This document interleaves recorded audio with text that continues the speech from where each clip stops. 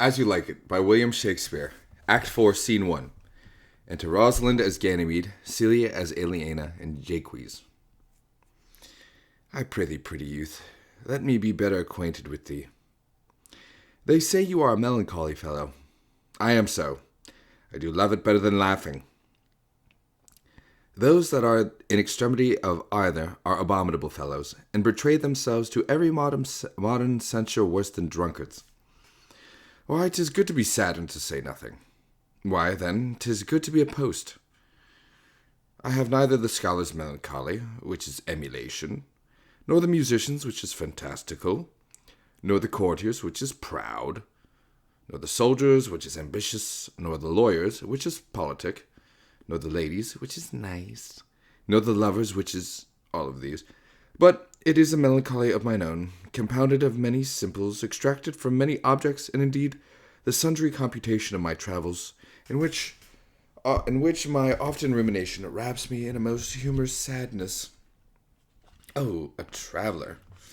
By my faith, you have great reason to be sad. I fear you have sold your lands to see other men's. Then to have seen much and to have nothing is to have rich eyes and poor hands. Yes, I have gained my experience. Enter Orlando. And your experience makes you sad. I'd rather have a fool to make me merry than experience to make me sad. And to travel for it, too? Good day and happiness, dear Rosalind. Nay, then, God be with you, and you talk in blank verse. Farewell, monsieur traveller. Look you lisp and wear strange suits, disable all the benefits of your own country, be out of love with your nativity, and almost chide God for making you that countenance you are, or I will scarce think you have swam in a gondola. Why, how now, Orlando? Where have you been all this while? You a lover, and you serve me such another trick, you'll never come in my sight more. My fair Rosalind, I come within an hour of my promise. Break an hour's promise in love? He that will divide a minute into 1,000 parts, and break but a part of the 1,000th part of a minute in the affair of love. It may be said of him that Cupid hath clapped him on the shoulder, but I'll warrant him heart whole. Pardon me, dear Rosalind. Nay, and you be so tardy. Come no more in my sight. I had as lief be wooed of a snail. Of a snail, aye, of a snail. For though he comes slowly, he carries his house on his head. A better jointure, I think, than you make a woman. Beside, he brings his destiny with him. What's that? Why, horns, which such as you are fain to be beholding to your wives for.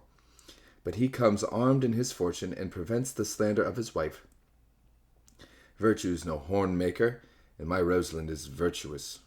And I am your Rosalind.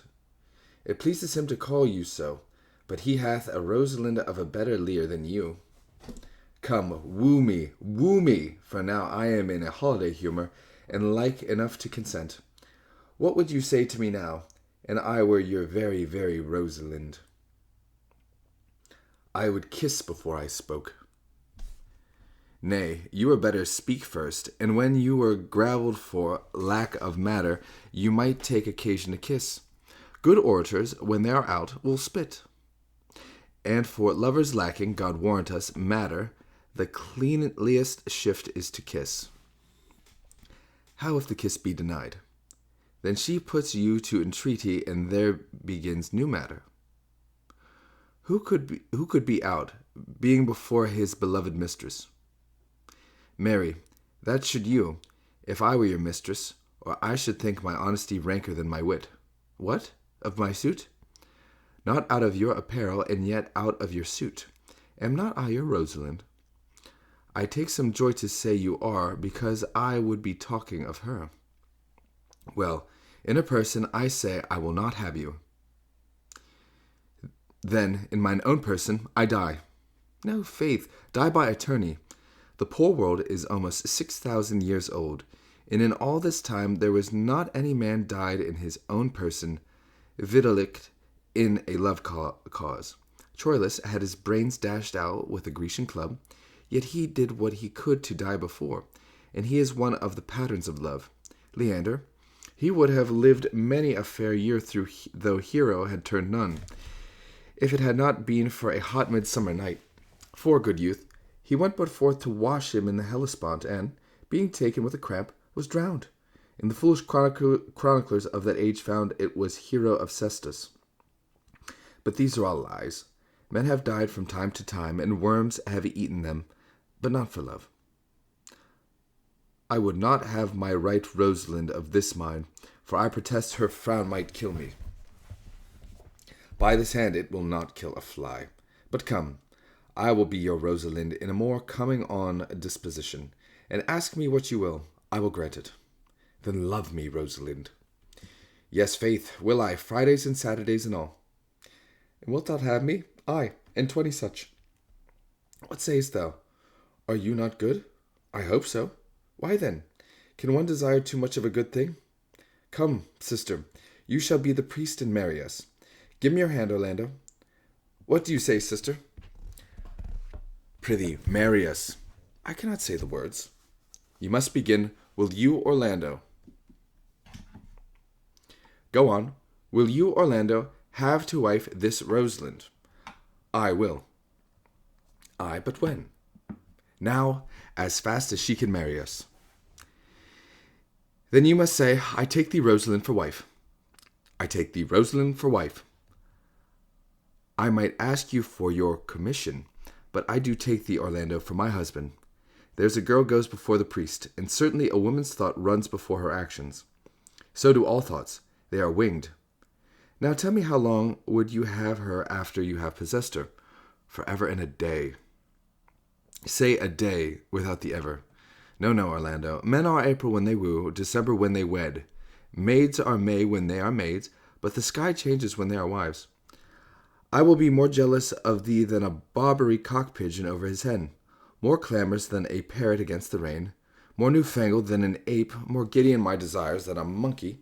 I will weep for nothing, like Diana in the fountain, and I will do that when you are disposed to be merry. I will laugh like a hyena, and that when thou art inclined to sleep. But will my Rosalind do so? By my life, she will do as I do. Oh, but she is wise.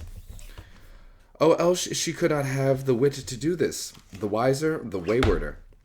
Make the door upon a woman's wit, and it will out at the casement. Shut that, and 'twill out at the keyhole. Stop that, 'twill fly with the smoke out at the chimney. A man that had a wife with such a wit, he might say, Wit, whither wilt? Nay, you might keep that check if it till you meet your wife's wit going to your neighbor's bed. And what wit could wit have to excuse that? Marry, to say that she came to seek you there. You shall never take her without her answer unless you take her without her tongue. Oh, that women cannot make her fault her husband's occasion. Let her never nurse her child herself, for she will breed it like a fool. For these 2 hours, Rosalind, I will leave thee. Alas, dear love, I cannot lack thee 2 hours. I must attend the Duke at dinner. By 2 o'clock I will be with thee again. Aye, go your ways, go your ways. I knew what you would prove. My friend told me as much and I thought no less. That flattering tongue of yours won me. 'Tis but one cast away, and so, come death. 2 o'clock is your hour? Aye, sweet Rosalind. By my troth, in good earnest, and so God mend me, and by all pretty oaths that are not dangerous, if you break one jot of your promise, or come 1 minute behind your hour, I will think you the most pathetical break promise, and the most hollow lover, and the most unworthy of her you call Rosalind that may be chosen out of the gross band of the unfaithful. Therefore beware my censure, and keep your promise. With no less religion than if thou wert indeed my Rosalind. So, adieu. Well, time is the old justice that examines all such offences, and let time try. Adieu. Exit Orlando. You have simply misused our sex in your love prate. We must have your doublet and hose plucked over your head, and show the world what the bird hath done to her own nest. Oh, coz, my pretty little coz, that thou didst know how many fathom deep I am in love. But it cannot be sounded. My affection hath an unknown bottom, like the Bay of Portugal, or rather bottomless, that as fast as you pour affection in, it runs out. No, that same wicked bastard of Venus, that was begot of thought, conceived of spleen, and born of madness, that blind rascally boy that abuses everyone's eyes because his own are out, let him be judge how deep I am in love. I tell thee, Aliena, I cannot be out of the sight of Orlando. I'll go find a shadow inside till he come, and I'll sleep. Exeunt.